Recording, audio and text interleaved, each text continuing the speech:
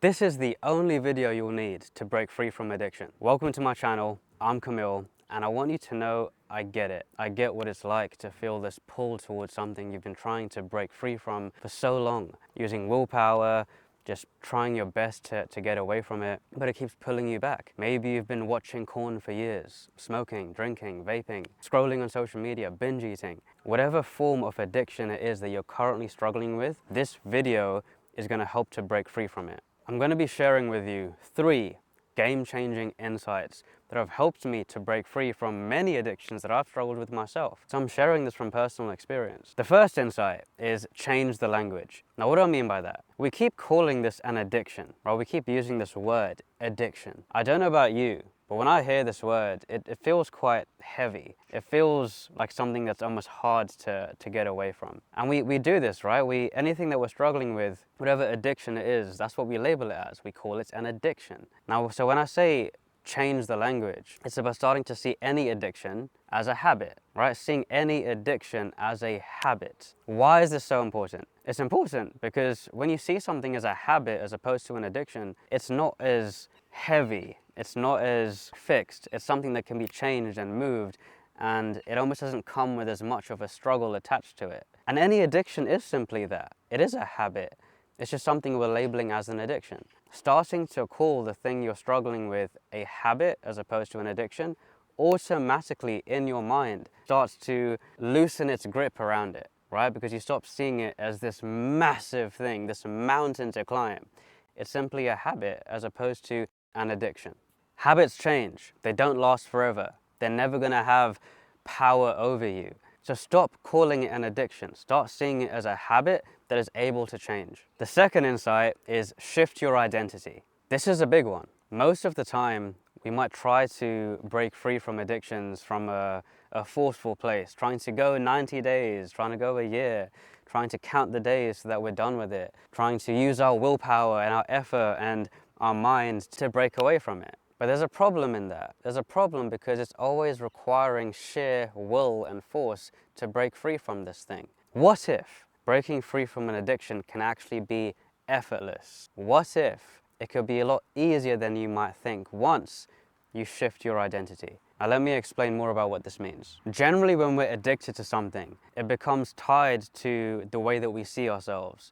We might see ourselves as someone who watches porn. We might see ourselves as someone who smokes or drinks or binge eats. It becomes tied into our sense of who we are. And there's a problem with that. The problem is that it's hard to break away from something when it's got that association with your internal identity, with the way that you actually see yourself. Everything we do is a reflection of that. Shifting our identity is where this starts to become a lot more effortless. What if you were to start creating the self-image, the perception of yourself as someone who doesn't even think to do these things, who doesn't even think or see it as an option to engage in the habits that you've been engaging in? Now you might think, how do I shift my identity? The thing is, we do it all the time. Our state changes all the time in different situations. We're just not always conscious of the fact that we can shift it whenever we want. As human beings, it is our nature to shift our internal state. And it's always available. It's always accessible. If you've ever watched X-Men, you may have seen a character called Mystique. And she's a shapeshifter, which means she can take the form of anyone and appear as that person. I'm using this example because we're a bit like that. We're shapeshifters. We can shift our state and assume an identity, a completely new identity, in any moment. So have a think about what that identity would look like for you with this particular addiction that you're struggling with. Who would you need to become? How would you need to see yourself? What internal self-image would you need to start feeding and giving your attention into that'll help you to break away from this addiction? I want you to really practice this, to really see that it is possible to break free from an addiction from a much more free and effortless place once you start shifting that identity, because it no longer occurs to you to actually do that thing. And if it does, it's nowhere near as strong of a pull as it used to be. The third insight is stop resisting your feelings. An addiction in any form is simply an inability to deal with our thoughts and feelings. Whenever we do something, whenever we engage in our addiction, it's a way to change how we feel,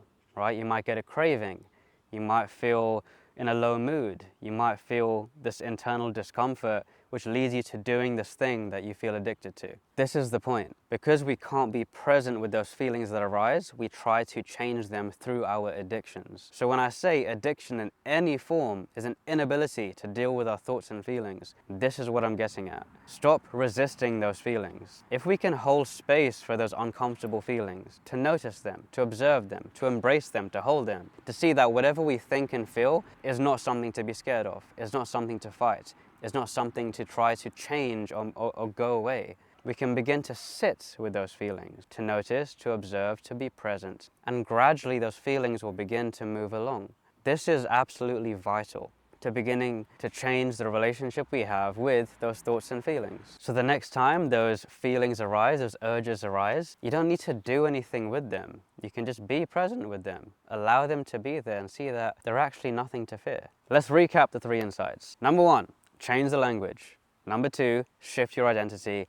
And number 3, stop resisting your feelings. Just to be clear, you have to want to change this. You have to want to break away from your addiction if you want this to work. So put into practice and implement the 3 insights I've shared with you in this video, and you will see the results. If you're living and breathing everything that I shared with you in this video, you will be free from that addiction. You've got this. And just so you know, I'm here to support. So put a comment down. Tell me more about what it is you're struggling with, what you're working on, what you've tried before. And if you do put this into practice, share your experience. Tell me about how it's going on for you, and I'd love to hear. I appreciate you so much for watching. If you found value, give this video a like, subscribe, and I'll see you all in the next one. Much love.